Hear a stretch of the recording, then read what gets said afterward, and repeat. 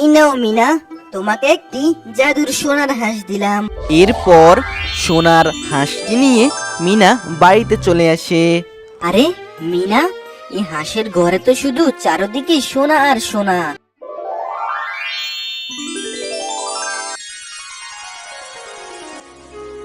তাড়াতাড়ি কাজটা শেষ কর, তোর মামা আবার বাড়িতে চলে আসবে। তুই তাড়াতাড়ি করে কাজগুলো সেরে নে। তোর মামা যদি এসে আবার দেখে তোকে দিয়ে আমি কাজ করাচ্ছি, তাহলে আবার ভাববে প্রতিদিনই আমি তোকে দিয়ে কাজ করাই, তখন আবার আমাকে বকাবকি করবে। মামি, আজকে মামা আসবে, কি মজা!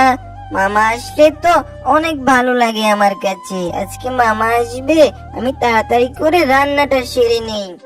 তা তো ভালো লাগবেই, কারণ তোর মামা আসার সময় যে তোদের জন্য অনেক চিপস চকলেট নিয়ে আসে।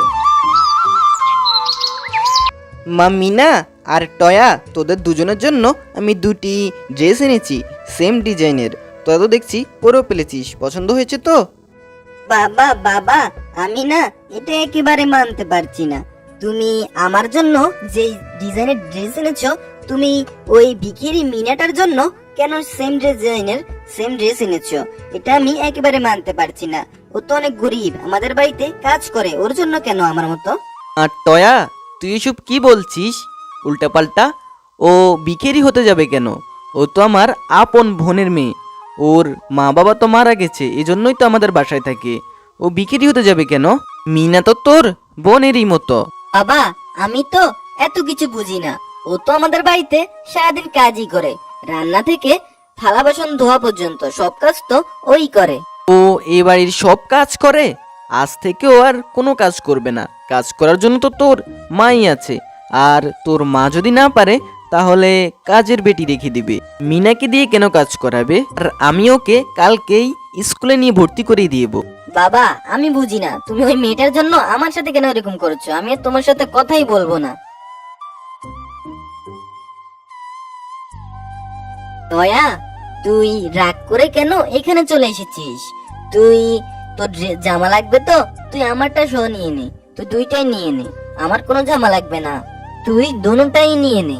এই হয়েছে হয়েছে, তোর জন্যই তো বাবা আমাকে এতগুলো কথা শোনালো, আবার তুই কিনা এখানে এসে আমার সাথে নাটক করছিস।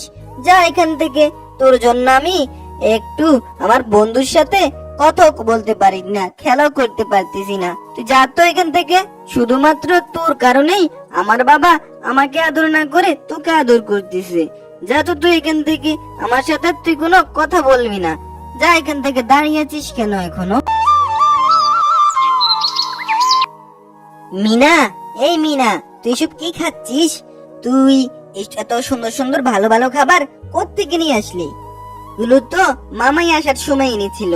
এখন মামা আমাকে এগুলো দিয়েছে খাওয়ার জন্য, তোর আর আমার দুজনের জন্য এনেছে। এই মিনা, তুই আমার গুলো সব খেয়ে ফেলছিস? তোর এত বড় সাহস! দে আমার গুলো দে। তুই যেগুলো তো খেয়েছিস, এখন আমার গুলো খেয়েছিস। দে তো আমার এগুলো দে, আমি এখান থেকে চলে যাই আমার গুলো নিয়ে।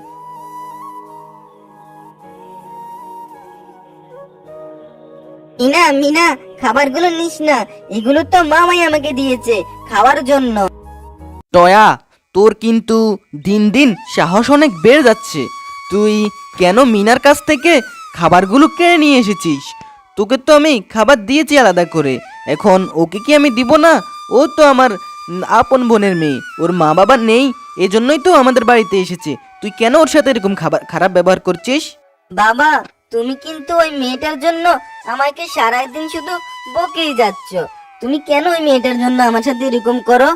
ভাই, আমি ভেবেছিলাম অনেকদিন পর তুমি এসে বাড়িতে এসেছো, এখন শুধু তুমি আমাকে আদর করবে, তা না, তুমি শুধু আমাকে সারাদিন বকেই যাচ্ছ। মারে, আমি তো তোকে বকছি না, আমি শুধু তোকে বলছি মিনার সাথে মিলেমিশে থাকার জন্য। ও তো তোর বোনের মতোই, তাই না?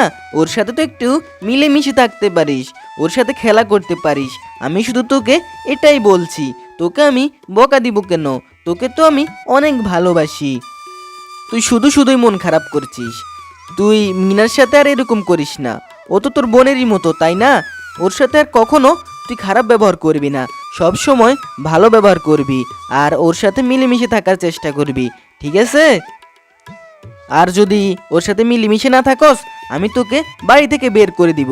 তখন তুই গাছতলায় থাকতে হবে। দয়া, তোর হাতে এগুলো কি? মনে হচ্ছে যে ডিম। দে তো, আমি তোকে একটা ডিম সিদ্ধ করে দেই। হ্যাঁ, এগুলো ডিমই, কিন্তু এগুলো খাওয়ার জন্য আমি এনিনি। এগুলো এনেছি, এখন আমি এগুলো মাটির মধ্যে ফেলে দেব। আর আমি মাকে বলবো যে তুই এগুলো ভেঙে ফেলেছিস। তারপর মা বাবা তোকে বাড়ি থেকে বের করে দিবে। হা হা হা, কেমন বুদ্ধি বার করলাম। এই দেখ, আমি এখন এগুলো হাত থেকে ফেলে দিচ্ছি। মা মা, দেখো, ওই মিনা না এই ডিমগুলো হাত থেকে পেলে ভেঙে দিয়েছে। আমি শুধু ওকে বলেছিলাম, বোন আমার, একটা ডিম আমাকে সিদ্ধ করে দিস না। কিন্তু ও কি বলে জানো? ও বলে, আমি কি বাড়ির কাজের মেয়ে নাকি? আমি তোর জন্য কেন ডিম সিদ্ধ করে দিব? এরপর সে ডিমগুলো ভেঙে ফেলে। না, তোকে আমি লাই দিয়ে দিয়ে মাথার উপর তুলে দিয়েছি। তুই এখন যা তো, আমাদের বাড়ি থেকে বের হয়ে যা। এজন্যই পর মানুষকে বেশি লাই দিতে নেই। বেশি লাই দিলে মাথার উপর উঠে যায়। যা এখন তুই। তোর এত বড় সাহস, আমার বউ কিনা এত কষ্ট করে হাঁসগুলো পালন করছে, আর তুই এই ডিমগুলো ভেঙে দিলি। যা এখন তুই আমাদের বাড়ি থেকে চলে যা, আর এই বাড়িতে কখনো আসবি না। মামা, তুমি তো আগে আমার এক কথাটা একবার শুনো, এরপর তুমি আমাকে বের করে দিও। একবার শুধু আমার কথাটা তুমি শুনো। আমি কোনো কথা শুনতে চাই না, তুই এখন যা। এরপর মিনা দুঃখ পরাক্রান্ত মন নিয়ে বাড়ি থেকে চলে যায়। আর সে বন জঙ্গলের দিকে চলে যেতে থাকে। আর সে একটি জঙ্গলে গিয়ে একটি বাগানের মধ্যে গাছের তলায় বসে থাকে। তখনই সেখানে একটি পরী চলে আসে। জি মিষ্টি মেয়ে, তোমার কিসের এত দুঃখ? তুমি কেন এখানে বসে আছো?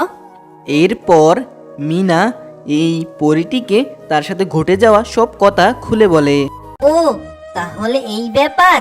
এই নাও, তোমাকে একটি জাদুর সোনার হাঁস দিলাম। এই হাঁসটি নিয়ে তুমি বাড়ি যাও। আমিনা, তুই তো একটা জাদুর হাঁস নিয়ে আসলি। তোর উপর আমি অনেক খুশি হয়েছি। চল তো মা, এবার এটাকে আমরা ভিতরে ঢুকে দেখি এর ভিতরে কি কি আছে।